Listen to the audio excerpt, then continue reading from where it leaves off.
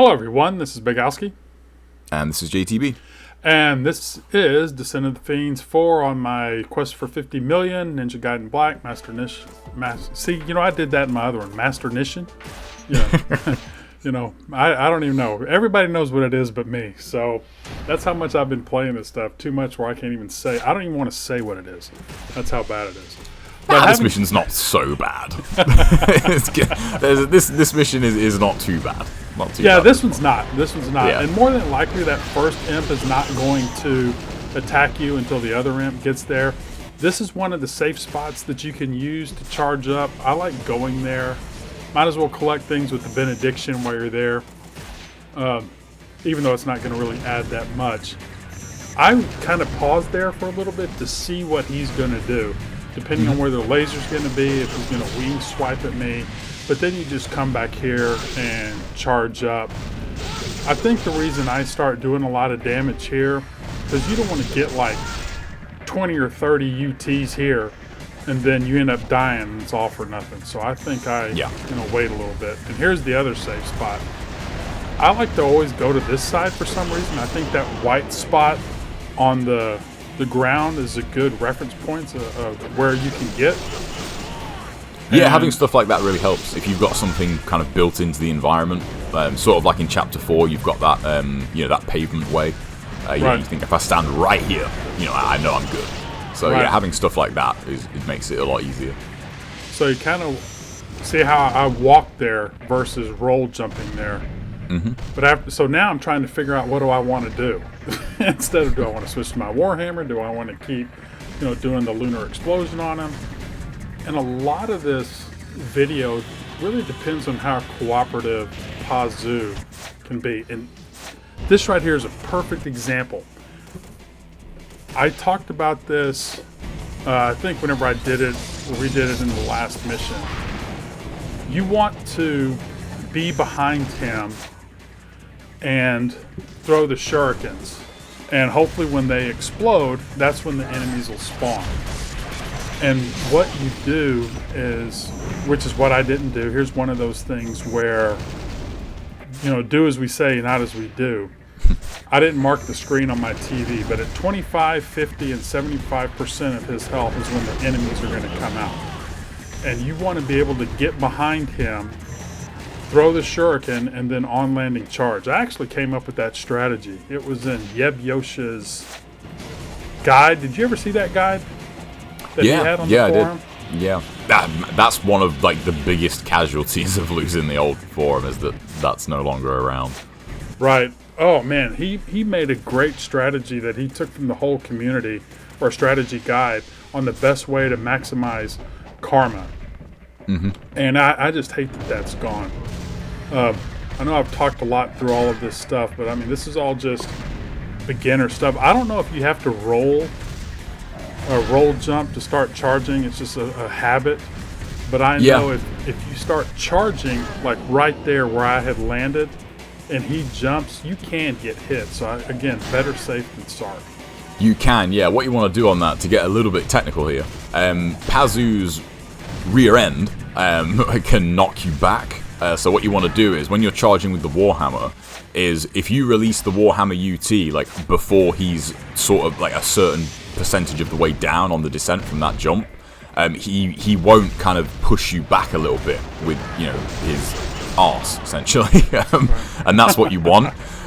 Because if you do it too early, he won't push you back, and then the next time he does it, he will just land on you. And it's a very, very tricky position to get into. But the reason you want to do that is because, Kyoru showed that, way back when.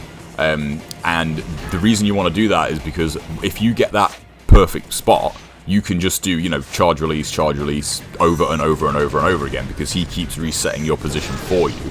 And the reason that's really good with the Warhammer is because we'll see it here. The Lunar UT is about, I think, 4 seconds, so you release at 4. And then, if I remember rightly, you get control back at 8. So it's about 4 seconds for the Lunar UT. Whereas the Warhammer UT is just, jump down, jump UT. It's so much faster over the course of 50 UTs. You think if you're saving 2 seconds 50 times, that's 100 seconds, and then that's 100 seconds worth of time you will save on your score. So This is one of those missions where the first time I did this mission, I did use the Luna, just because that Warhammer strategy wasn't known. And then when the Warhammer strategy was figured out, you know, people's scores for this mission, you know, went up by quite a bit, because you're just saving so much time. Well, the thing with the Warhammer too, depending on where you release, look at how much damage that one hit did, because I hit more of his butt. Yeah, exactly. Yeah. So here's the strategy right here. Sensitive. Oh, it's not here. It's right here. It's right here. Here we go. So Yep. that's exactly what you want to do right there on all of the enemies.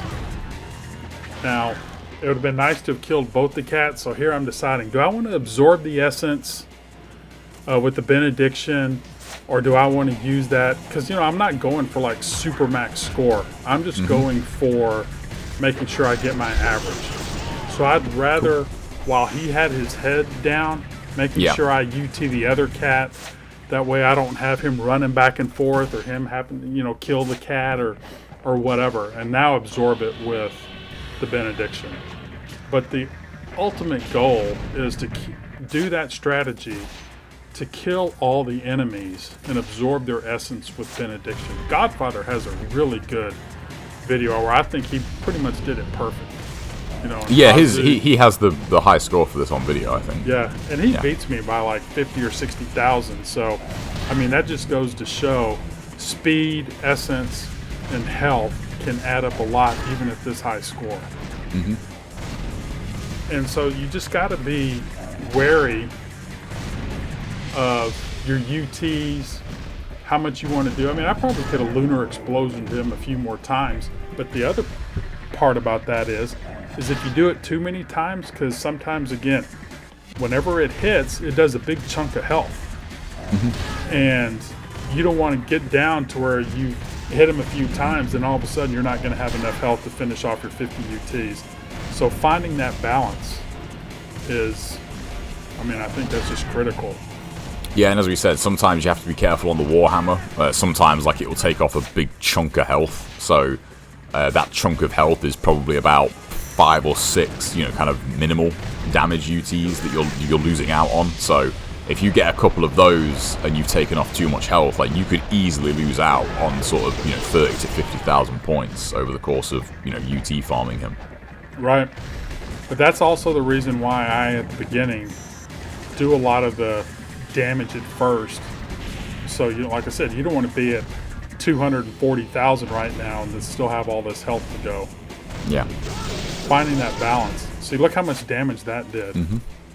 Yeah, I think you clipped his head a couple of times there from the look of it. So well, that does so much damage. So that is so much damage. The lunar forward YY string on Paz Zuu's head. Like, it's the one thing where on the lower difficulties you obviously the UF is better, but like, you kind of don't need the UF for him, because on like normal and hard, like, if you just get his head down and then light up fire wheels and just do, you know, forward YY and just loop it over and over again, like, you just shred his health bar. See, this is the problem that it can have. He can just go back and forth all the time, but just be careful roll jumping into this area, because if he does his wing flaps while you decide to roll jump in there, that's the reason I'm kind of just running to the stairs. Because if you roll jump and he happens to wing flap, you're going to take a lot of damage. And then it's hard to recover from that. It is, yeah. And even if you block that, if you're behind him, you'll have to block it twice, so that guard crushes you. So you still take a little bit of damage if you're behind him and he does it, because you'll have to take that guard crush damage twice. Now, usually when he lowers his head like that, you can get off a second charge, but again, I'm just trying to beat my average. You know, I'm focused on that versus not doing it absolutely perfect. And also, when you see him starting to run away, don't get excited and try to go ahead and jump out with him, because you will run into his ass and it will cause some damage from you. Yeah, I'm glad you mentioned that. I completely forgot. Yeah, that move when he jumps from end to end, there is a significant hitbox behind his feet. Like, so if you're standing there, like, not holding block, like, you can just get nailed by that move, and that does a pretty significant amount of damage. Now, the reason I did roll jump there is because he had just done his laser, and I knew it'd be safe to roll jump into that area. But having said that, I wasn't, look at the damage it just did on him. I wasn't paying attention to his health bar. So now I caused these guys to spawn instead of having a lunar UT charge ready. And so that's a black cat. And if you want to collect any essence, it's definitely the black cat and the ogre. Yeah, black cat and ogres are worth a ton of points. But I just got to be careful here, because sometimes he'll stay back there and laser towards where you are. You just have to be careful that if he kills the ogres won't respawn, but the other enemies will. Is that correct? That's correct, right? Yeah, that's right, yeah. It's a run killer. You know, if you're going for the number 1 spot and he kills even one ogre, I think the ogre's essence is worth somewhere in the region of 20,000 points. So if he kills even one of those ogres, that's it. You know, you're not going to get the top spot anymore. And also, you also lose the kill too. So that's 75. Oh well, yeah, right there. Yeah. You also lose the kill.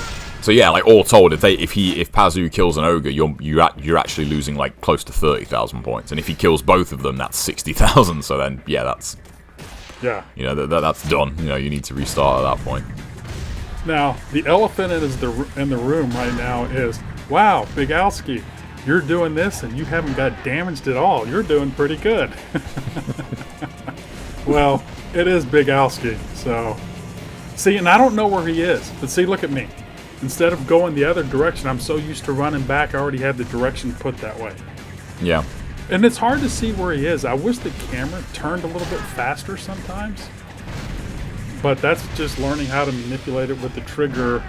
And see, that was stupid right there. If I had hit him, I would have got an ET, and that would have just killed my run.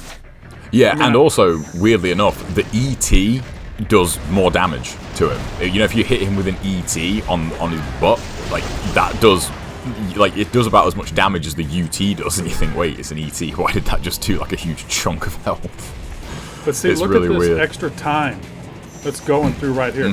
See, it's hard to know where he is or where he's going to throw the... So I'm just throwing shurikens to do some extra damage, but it's hard to know where he's going to do his laser at. I just thought a quick tip on that. When he goes up top, if you just stand still, he will always track where you are, and then no matter what laser he does, because when he's up top, he'll always do like a horizontal laser. So if you just stand still, wait till you hear the like of the laser, and just jump towards Paz Zuu, like that laser will never hit you. Well, thanks for telling me now. It's just something I thought people knew, but you know me. Like. Yeah, no. I mean, I know guys like me don't know that stuff, and I've been playing it. That's what I'm saying. Maybe I just don't have enough experience in this game. But at the end of the day, you know, I beat my score my average by 115,000, and my non-farm score by over 400,000. This row right here is easily worth 1,000,000 points to 1,500,000 on your for my example, my non-farmed average. So it's worth a lot of points. I mean, I'm getting close to 48 right now. And if I ever get Descent of the Fiends 5 done, that'll put me over 48. Technically, after that, I could just try for a 12 million run on Eternal Legend, and I wouldn't have to play any of the other missions. Exactly, but you can't do that. That's cheating. Right, and I'm not going to do that, because the other part of that is I could finish out all of the missions, and if I have some good Marbus farming on the 4 Marbus missions coming up, then with all the other ones that I can do, I might break 50 million before I get to Eternal Legend. Oh, that'd be a nice little bit of icing on the cake. Yeah, but then again, I feel like I still have to farm Eternal Legend, you know, go through all of that. Now, having said that, there are certain... After I get Descent of the Fiends 5 done, and that's trouble for me. I mean, I'm not gonna lie. I have a little blooper video that I'm thinking about putting out, just showing all the tries and the mistakes and some of the bad moves, but some of the really bad luck that can happen. I mean, I like to say some of it's bad luck. But going to the CG row, which is next, Captivating Goddess, I think 4 of those missions, or 3 of those missions for sure, I don't have to play again because I've already beaten my average. So there are some missions that I'm not going to have to play again. Yeah. And so of course that's going to hurt my score. But overall, going back to this mission, I would, take his health down, 20, almost 25% right at the beginning, because there's plenty of UTs to be had, as long as you don't get unlucky and do a ton of damage on him with the Warhammer like I did a few times. Mark your screen where the enemies are coming out if you really want to take advantage of throwing the shuriken. That way you can on-landing charge. When the shuriken explodes, that's when the enemies spawn. That happened on the two cats when he was at 50% health. And like I said, I think Godfather scored like 1.210 or something like that. So even though I got my 50 UTs, did collect some essence, did it in an okay time, I mean, I still scored like 50,000 points behind. I mean, that's how fast that can add up. So I think that's really about it. Anything you want to say about the mission? No, not really. So just I wanted to mention that laser thing, because I say it's something that you just kind of notice as playing that mission a lot. Like, I think that's the thing with when you play mission mode. Yeah, when you play mission mode and like the campaign, like the karma run, like there's stuff you just kind of pick up just through a quite frankly unhealthy amount of time playing a certain fight. You notice stuff like that and you think, oh, okay, if I do this, then that happens. Right. So yeah, that's just something to keep in mind. Well, people can benefit from our unhealthy amount of time. Yes, exactly. Yeah, we put in the time, so you guys don't have to. Right. So, look, things are going great here in terms of my score. I'm happy where it is. Descent of the Fiends might be a little while. I mean, it's just tough for me. I'm not gonna lie, it's tough to farming Marbus for 50 UTs.